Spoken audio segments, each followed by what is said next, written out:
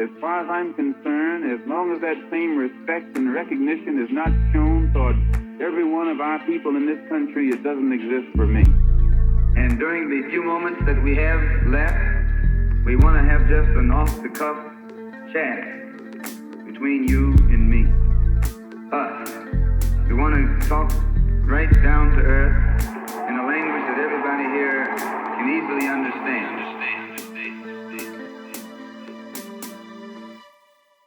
Recording once again, live and direct from Dakar, Senegal, from a very hot Dakar and Senegal at the moment. I am super excited to be in conversation today with Florian, someone I've met on my journey, on my travels whilst being in Senegal, who focuses on liberation struggles and state violence in 1960s and 1970s Senegal. I'm super excited to be talking about Omar Blondin Diop, someone whose name keeps on coming up in the work that I'm trying to do. Welcome to the Malcolm Effect, Florian. How's it going? I'm all right. Thank you for having me. It's an absolute pleasure and honor. So today I want to speak about Omar Blondin Diop. So first and foremost, my question to you is, how did you come across Omar Blondin? Yeah, that's a story in itself. So I've been on this research path journey for the past 5 years now. And it all started for me in 2018. Yep. So it was the 50th anniversary of May 68 around the world. And, there's a lot circulating about figures from May 68 and particularly an article on May 11th, 2018. So it was for the 45th anniversary of Omar Blondin Diop's death. So I entered this journey onto his death, because that's what's most well known about him, as he died in prison, right? Yep. And I was interested in African history. That was my studies. I had spent my teenage years in Dakar already. And so all of that came together at one time. And I figured, well, why not research this man's life? And I realized how rich it was, Exactly. So tell me a bit about his life. And I understand his life is so illustrious that no one episode can ever fully encapsulate his life. But tell me a bit about Omar Blondin. Yeah, so roughly he's a philosopher, young philosopher, artist and activist. I think those three aspects define him rather well. Originally from Senegal, but also having family in Mali. And born in Niger. So he's got a Pan-African pedigree from the start. He was an active member of the May 68 movement in France. Then he was expelled from France, immersed himself in the underground radical left in Senegal under Senegal's presidency. And then he undertook a struggle for military training in Syria. Oh, wow. Okay. So that's probably going to be a whole other story, but that military training ultimately led to his arrest. And from that arrest, he was sent to jail and found dead in prison. In 1973. I mean, we'll definitely speak about the kind of circumstances that led up to his death and his arrest. But speaking about 1968 and his involvement in France, Paris, what took him to Paris? What was he doing there? And how did he get involved? So Senegal has a very long colonial history with France.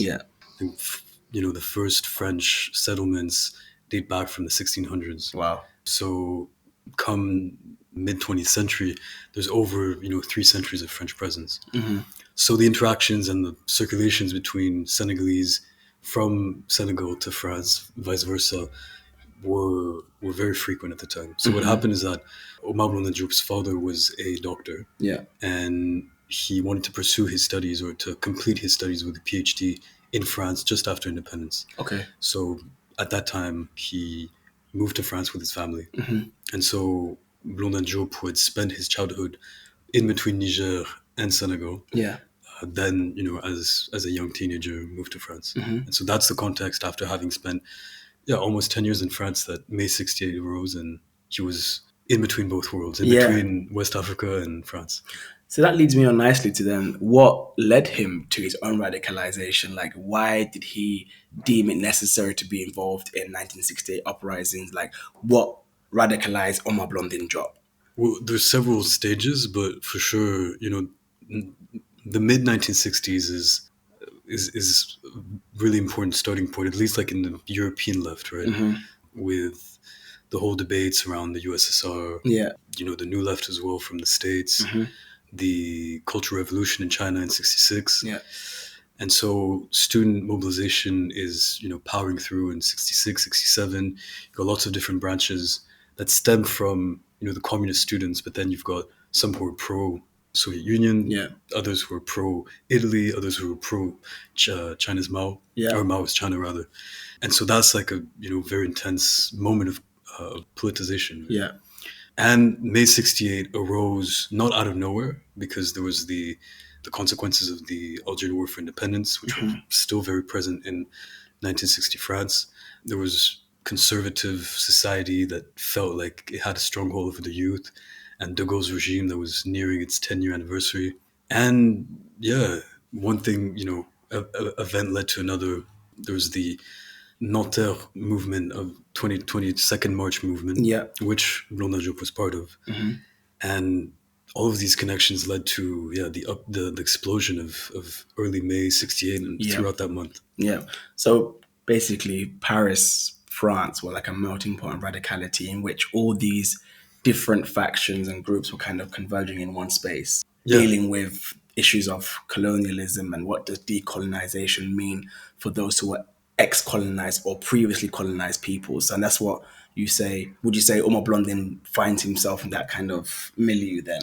He finds himself in that, but what's interesting with him is that on one hand you have African activists who are disillusioned by the independence movements, and they find themselves in France in a union called La Fédération des étudiants africains en France, so that's the Federation of African Students in France. And so that's what you're talking about. And then on the other side you have French students, right? Yeah. And Blondin is in between both. Okay. He's, as much in radical left movements. So there's Maoism circulating, there's anarchism circulating, there's situationism.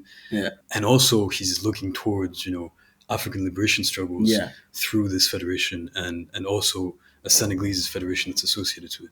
And so he's at the crossroads between both. Mm-hmm. So specifically on his, I guess, care for Africa or his politics towards Africa, how would you categorize that politics? What was his political orientation when it came to thinking about struggles within Africa and the African context? Yeah, so he was already very aware of what was happening back in Senegal and on the African continent.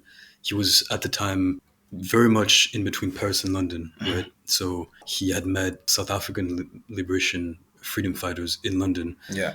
And I'd say his politics were very much of the time, Pan-Africanism, obviously, anti-imperialism, which both go hand in hand, and also a radical critique of, the feudal system, especially in the Senegalese context, but that can also be understood in a larger context. But I'd say that his radicalization regarding the African context comes a little later. Okay. More in 69. Okay. Because at that time, after having spent a year post May 68, he's expelled from France. And so that's also, I'd say, one of a key moment in his radicalization, because the country that he had been in for almost 10 years, and he had been in between France and Senegal, was now expelling him, right? Wow. And so at that time, it's also a moment of realization for him that he didn't know his country as well as he would have wanted to. And now he was forced to go back. So he sees that opportunity to also immerse himself in the radical left here. And so from that standpoint, it was still Pan-Africanism, still anti-imperialism, but also trying to both adapt and make an organic political perspective within the Senegalese context, which was not an easy thing, given that Senegal was still very much a powerful neo-colony, right?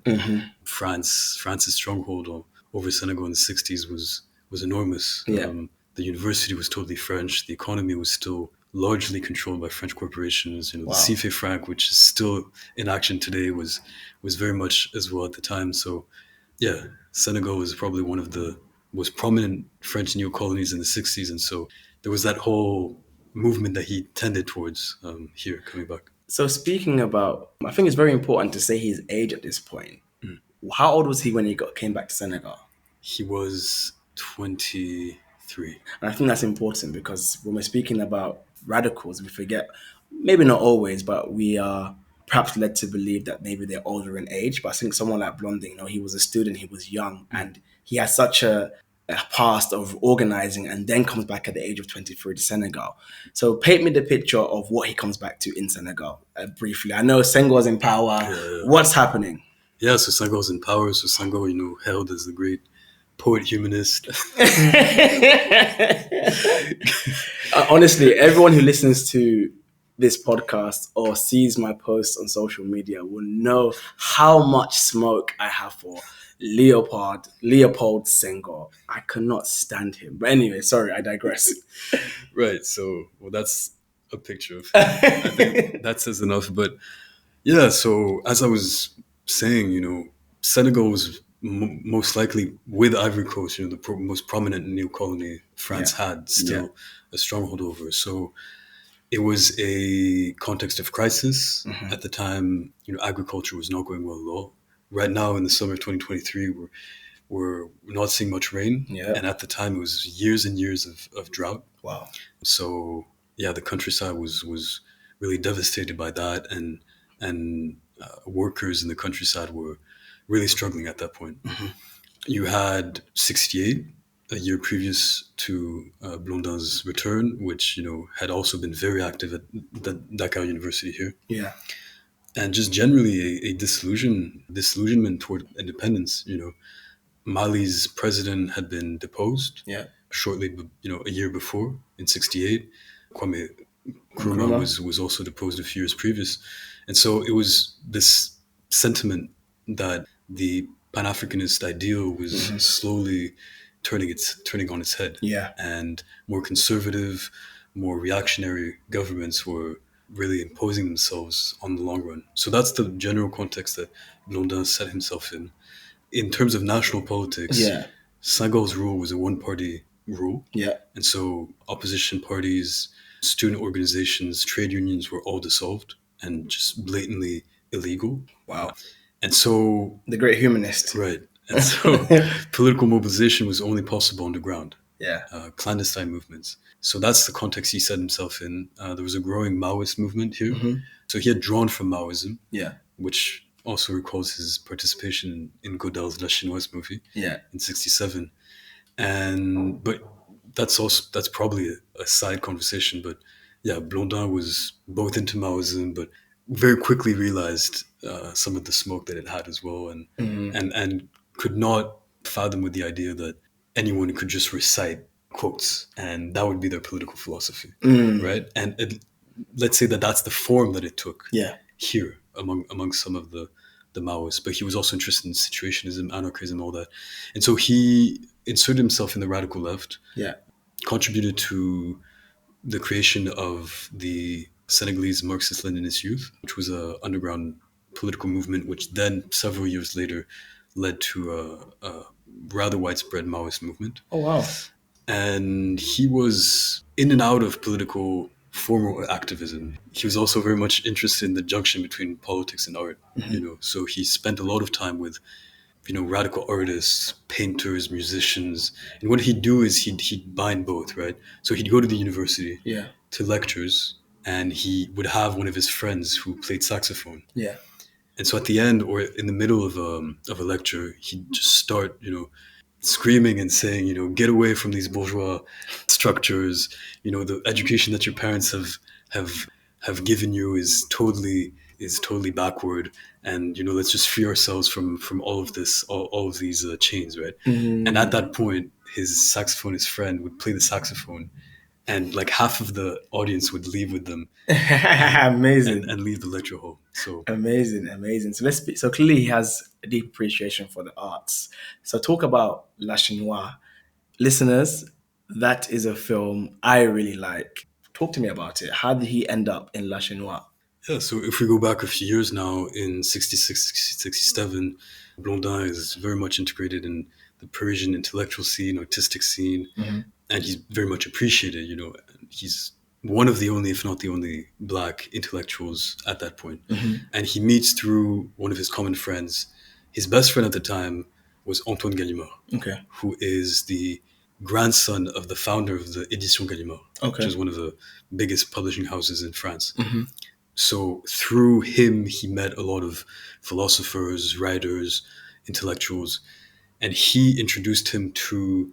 So he introduced him to the spouse of Jean-Luc Godard. Okay. Right. So it's through those connections that he met Jean-Luc Godard, and Jean-Luc Godard, so Swiss filmmaker, was looking for a Marxist-Leninist student. Yeah. Met with Blondin and figured, all right, he has to be in my movie. Wow. So that's how it happened. And in the end, the scene he plays in is very interesting because he talks about the European left, and he also describes it as such. It's essentially the third world, term used at the time, Yeah. giving lecture to the European left and to the white left. Yeah. So that's an interesting dimension to that.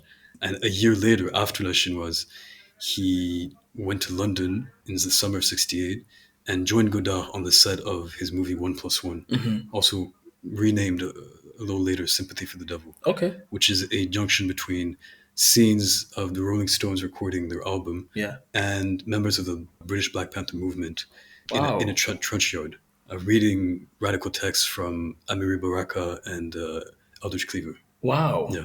And so he was on the set as a Black Power consultant. Oh, wow. Yeah. That's quite impressive given his age as well. Okay, so speaking back to his time in Senegal, what did his own activism in Senegal look like? What were his activities? What specific changes did he want to see in Senegal? And then following that, how was he received by the Senegalese government? Yeah. Well, he wasn't received very well by the Senegalese government. I can imagine. That's for sure. Yeah, his activism and his activities really were in between formalized political activism and just rekindling with his home country in very daily and popular ways. So the more formal activism, which he quickly branched away from, he was actually expelled from the party that he helped, the movement he helped co-found, because he was deemed by, the less, let's say, adventurous wing of that movement as deviant and Too radical or uncontrollable and not aligned enough on the party line. Right. That's pretty classic. Yep. And so he was in between that. So going to, underground meetings at 3 a.m. in popular neighborhoods, and then getting the word that the next week there's another meeting at another time so that they don't get caught. So that's one aspect of it. As I was mentioning earlier, he also frequented a lot of artists, the underground, artist movement critiquing Senegal's negritude, which had become at that time like a state policy, right? Wow. So like there's one official art and you can't deviate from that. Yeah. So you had underground artists who were contesting that as well. Wow. And also just day to day, he had a part-time job as a researcher at the university. But what he'd do is he'd walk around for hours on end during the day in popular neighborhoods. So if anyone listening knows a little bit of Dakar, Koloban, Fas, Castor, Guédiouaï, Pikine. So all of these popular neighborhoods, where you would see the level of precarity in Senegalese society, and also the level of the wealth gap between very rich neighborhoods where you had members of the regime, very rich business people, and on the other side, the vast majority of Senegalese masses struggling to make it just to survive one day. So that was, his various activities, and part of all of that, in between, meeting people on a daily basis in popular neighborhoods, in between formal political activism and his links with art, there's always, from his standpoint, a connection to international radical politics. And for one of the summers that he spent here, he spent weeks hosting Black American activists. Wow. And they would talk about the Black Panther Party. They would talk about the Vietnam War. They would talk about the struggle against apartheid in South Africa. And so you have all these links happening in Dakar.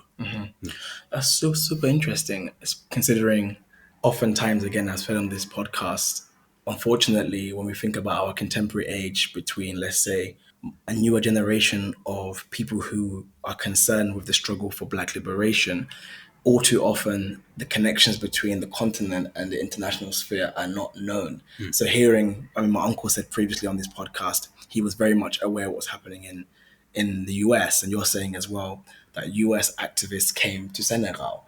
So this kind of notion of like Africa ever being separate from the wider struggle and vice versa isn't accurate at all. No. And notions of like reverse diaspora come into play here as well, No. which I think is very important. I feel like these stories should often be spoken about and told. And I think it's very important that we do this work.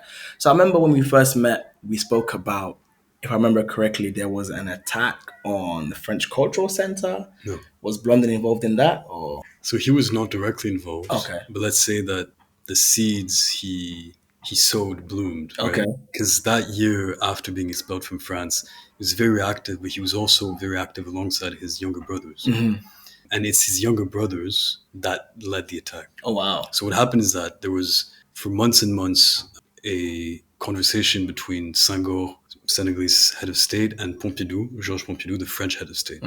Both of them were classmates in the late 1920s, right? So not only were they very closely tied by the historical links between Senegal and France, but they were also personally tied. Yeah. So Senghor advocated for Blondin's return to France, not because, he was necessarily preoccupied by Blondin's future, but more because he didn't want him as, troublemaker. Right, as a menace Yeah. to his own regime. Wow. So finally he got the entry ban removed, and Blondin was allowed to go back into France in the fall of 1970. Okay. A few months later, that's when the attack occurs. Oh, okay. So Pompidou, French president, is set to visit Dakar. Yeah. And for about a year, Dakar, the main stretches and the main roads and avenues of Dakar are in construction, or rather in rehabilitation. Yeah. Only for like a 24, 48-hour visit.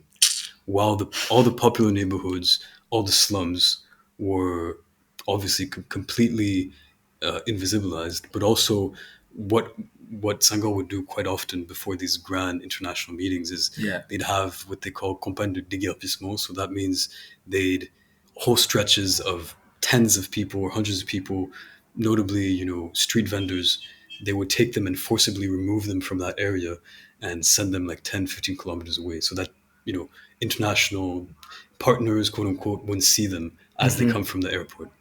So that was the plan for Pompidou's visit.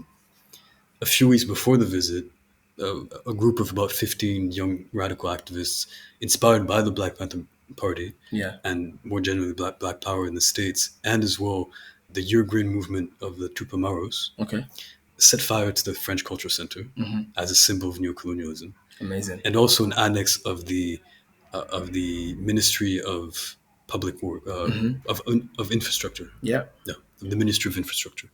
And they weren't caught at the time, but they wanted to take it a step further. And the day of the visit, wanted to attack the motorcade. Oh, shit. Yeah. So not necessarily kill, but at least cause some commotion. Cause disorder. Yeah.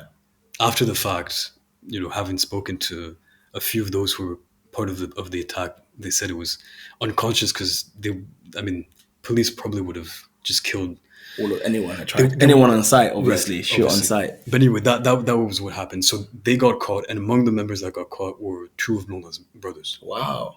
And so at that time, Blondin, and that's the second moment of radicalization after him being expelled, he tried to see what was possible in terms of political or diplomatic exchanges to somehow find a resolution and get his comrades out of prison.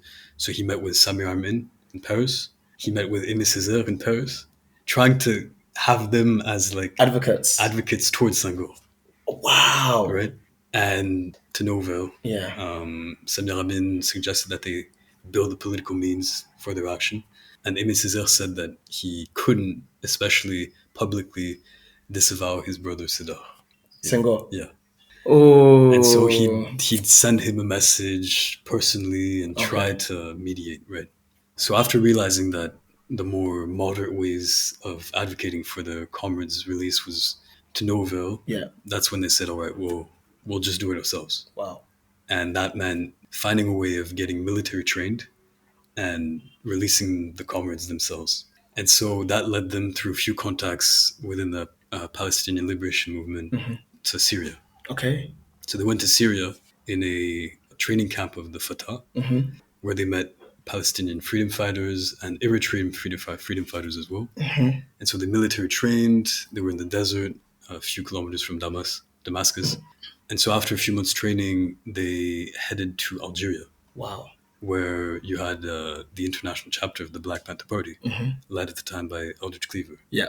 And so what Blondin and a few of his comrades wanted was, through the mediation of Cleaver and the Black Panther Party, to have access to the National Liberation Front of Algeria, the party in power who had led the independence fight, and that they could use their diplomatic tools to convince the Senegalese government to release their comrades. That didn't happen because at the time the Black Panther Party was, entrenched in a crisis between Hugh Newton and Eldridge Cleaver, and it was just they didn't have time to get involved. And so then they headed to Conakry, led by Sékou Touré. Yeah. And the name they gave at the airport was an uncle of Blondin. Okay. However, that uncle a few days prior had been deposed, or at least had been expelled from the government because Sékou Touré deemed him to be like an interior menace and part of international conspiracy to depose him from power. Okay. So he was not allowed to enter Guinean territory. Blondin? Yeah. Oh, wow. Then, after a few days in the Conakry airport, he was sent. He was able to flee to Bamako. Okay. In Mali. So he spent about 6 months. At the time, was the military regime under Moussa Traoré. Yeah. He organized with Malian comrades, bearing in mind that he also had family in Mali. Yeah, exactly. And he at some point tried to get some weapons in Liberia. So he went through Ivory Coast and then Liberia. In the end, that plan didn't work out. But anyway, he was super active at that point, trying to find a plan to liberate his comrades, to free his comrades. Ultimately, the plan was to abduct the French ambassador to Senegal. Oh, wow. Yeah. As the kind of like a hostage exchange program. Yeah, exactly. Exactly. But it never came to fruition. No, it never came to fruition because the Malian military regime had eyes everywhere. And before a Senghor visit to Mali, they caught Blondin. And the rest, I guess, is history. So talk to me. He got caught in Mali then? He got caught in Mali. By the Malian government? Yeah. I'm trying to think, who's the president of Mali at the time? It was Moussa Traoré. Moussa Traoré, exactly. So he's caught and then given to Senegalese government. Yeah. So he spent almost 3 months in jails in Bamako. Wow. In atrocious conditions, obviously no air conditioning. Yeah. Barely any walks outside of his cell. The Malian police used a razor and completely shredded his hair. So it was really very harsh conditions. And then he was extradited to Senegal a few months later. Okay. Tried and convicted for, these usual cases. I think it was espionage, treason, or it was being a threat to national security. Oh, okay. And, all that stuff. So he was convicted to 3 years. He was sentenced to 3 years in prison. Okay. Yeah. And sent to the infamous island of Gorée. Gorée Island. I mean, the symbolism is it's incredible that he is sent to a place where slaves were sent from. And people who were involved in that slave trade were often the Europeans as well. Yeah. But carry on. So he's sent there and then... And then he spends a little over a year. Yeah. Very harsh conditions. He has about 1 hour of daylight a day. And how old is he at this point? He is 25. Okay. Yeah. And he has access to a few books, a few newspapers.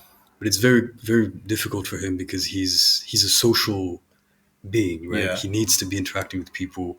He needs to be moving around. Yeah. He's always been in movement. Yeah. And so for him, it gets very complicated. We actually found a letter he wrote to the penitentiary administration. Yeah. Where he says that, the conditions are actually against Senegalese legislation and that he demands his detention conditions to be revoked. And he gets some visits, but progressively the situation gets a lot more tense with the prison guards who are absolutely ruthless. Yeah. And it's worth mentioning that at that time, the interior minister is a former French colonial officer. The interior minister in Senegal is a former French colonial officer. Yeah. Yeah. So throughout the 70s, you have a Frenchman, part of the colonial administration in the 40s and 50s, who stayed in Senegal, gained Senegalese citizenship at independence, married Senghor's niece, and became interior minister in the 70s. Wow. And so he gave very strict orders. It was be ruthless with these prisoners. Because these Blondin affiliates will try to mess with your head, and they'd even be able to stab you in the back as you're not looking at them. That was the whole rhetoric of the time. Wow.